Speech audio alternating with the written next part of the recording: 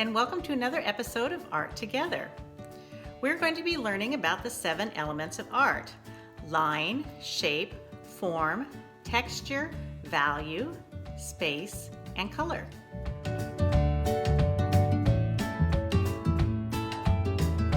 Do you know why it's worthwhile to know about the elements of art? The elements of art are useful to appreciate and create art and photography.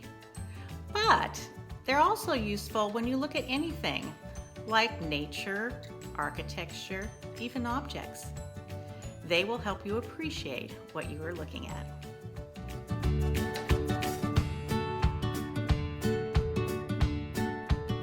In this episode, we will be looking at the element of line. Line can show shape, they can show movement, texture, they can show force, they can show gentleness, they can show moods, they can show feelings. Let's make some lines.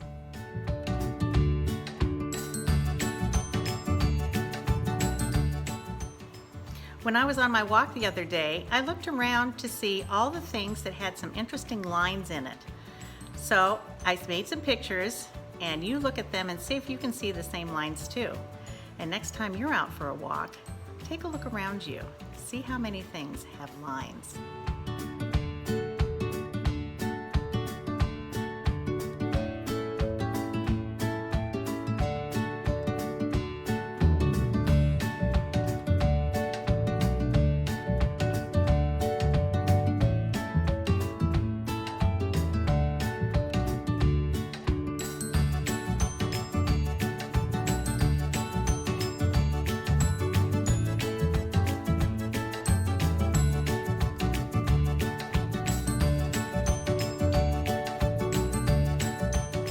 Good example of lines in nature.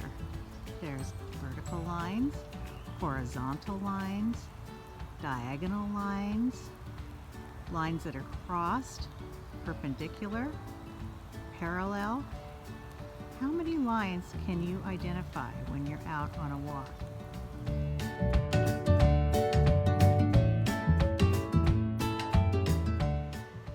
I'd like to introduce you to an artist that is known very much for his lines in his paintings and his architecture. And he has a very interesting name. Are you ready? His first name is Friedenreich, and his last name is Hundertwasser.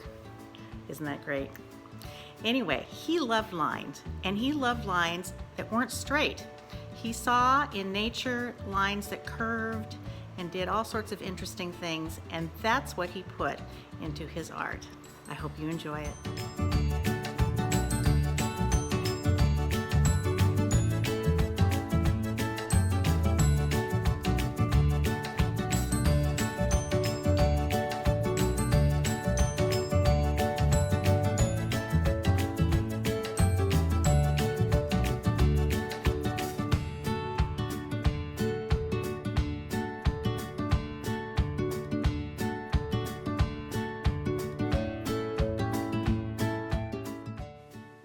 I hope this gives you some inspiration for artwork of your own. Let's practice making different kinds of lines. Take a rectangle piece of paper and fold it 3 times.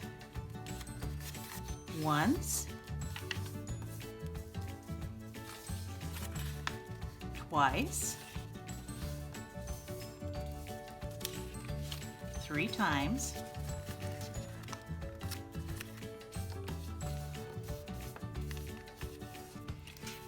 open it up, and now you have 8 spaces in which to practice making different kinds of lines. Are you ready, Wally? All right, now we can begin to practice making lines. Let's start out by making straight lines. You can make a horizontal line. You can make a vertical line.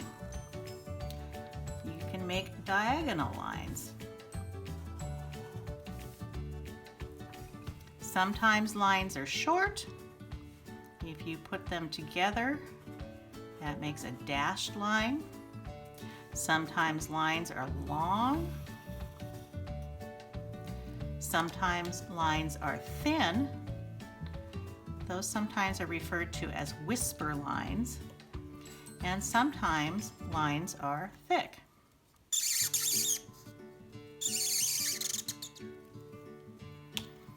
Other kind of lines that you can make are curved lines. So you have lines that curve. You can make spirals. You can make loops.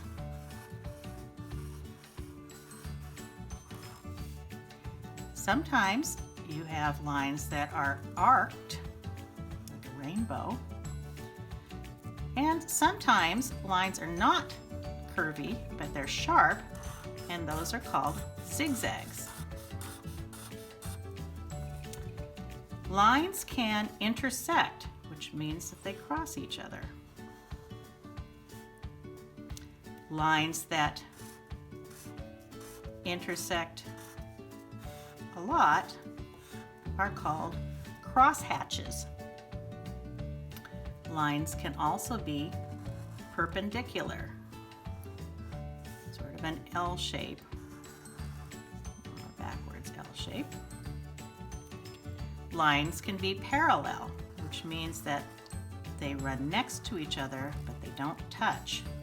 And you can do that with wavy lines. You can do that with circles.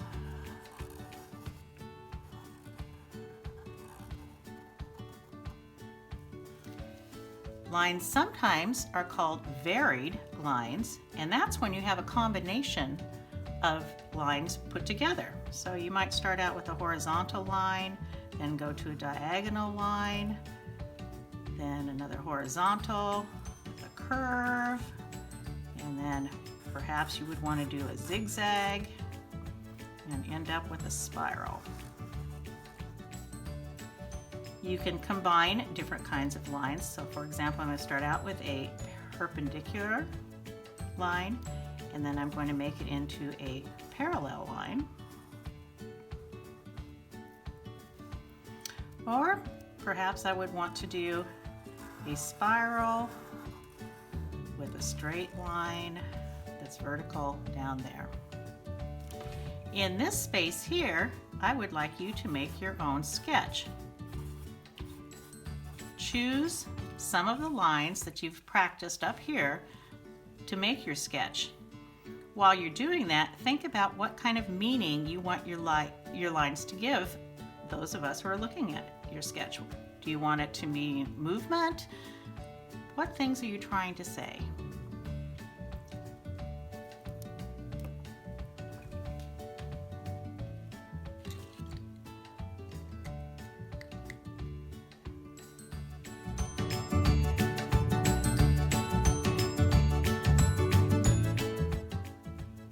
There are a few ways that you can put animals in your picture. One way, of course, is to freehand draw your animals. Another way, and what I did when I made my fish picture was I had a puzzle, and I took out a puzzle piece and I put it on the paper and I traced around the puzzle piece, and then when it came time to coloring, I looked at the puzzle piece and I colored it the same way. Another way that you can get animals in your picture is if you go to Google Images and you Google animal silhouettes. And what you'll come up with is you'll come up with almost like shadows of animals that you can cut out, and then you can put them on your paper where you'd like them and trace around it. All right, to start my fish picture, I've put down the fish outlines, and I also drew a piece of coral over here. And now comes the time when I'm going to be drawing lines to show the fish moving through water. So I am going to start from the fish, and I am just going to draw some lines. This one is coming from the top.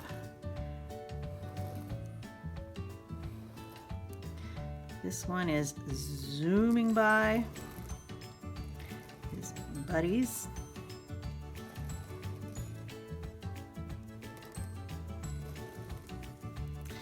And this little guy, I think he's coming up from the coral.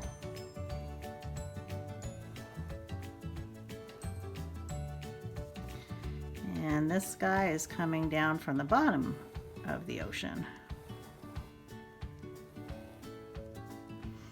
And maybe I can show where he's going to be going.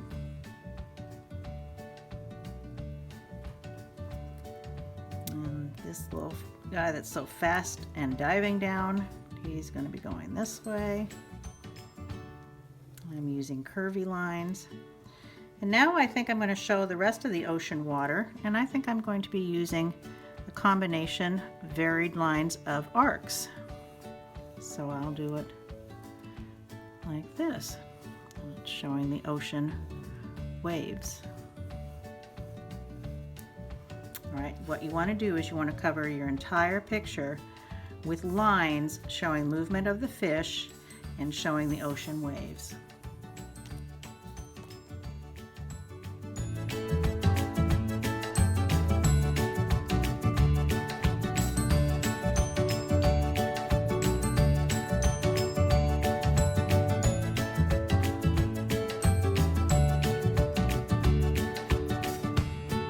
As you can see, I've continued to put down more color, and eventually this entire paper will be covered with color and there won't be any white showing. I chose to use colored pencils, but you could certainly use markers or crayons, or you could even use watercolors. Of course, you don't need to do a picture of animals. You can do a landscape. For example, maybe I'll make some hills. The sun with lines showing the sun rays. Those are straight diagonal lines. Maybe I'd like to have a river or a stream, so I'm going to make that curvy and come through this. Maybe I would like some trees, so I'm going to make some of my trees look like spirals.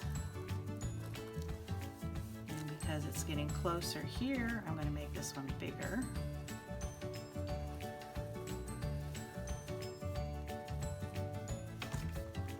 And I'll make a really big one here.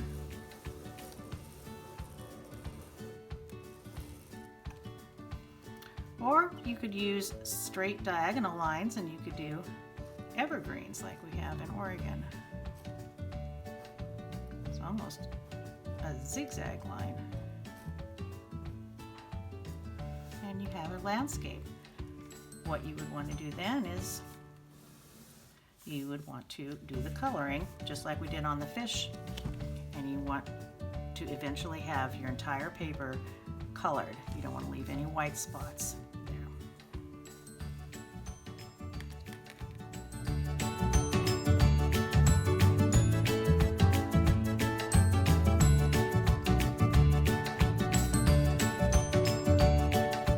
Certainly don't have to add color to your picture. This one I started a while ago, and it's a bear in a forest by a river, and there's a tree and there's some pebbles in the hillside, and what I'm choosing to do in this one is just do black and white.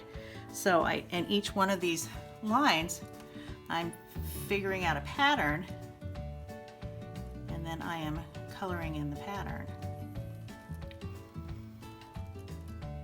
Eventually, the whole paper will have patterns in each one of these lines. I hope you enjoyed this episode about line. See you next time on Art Together.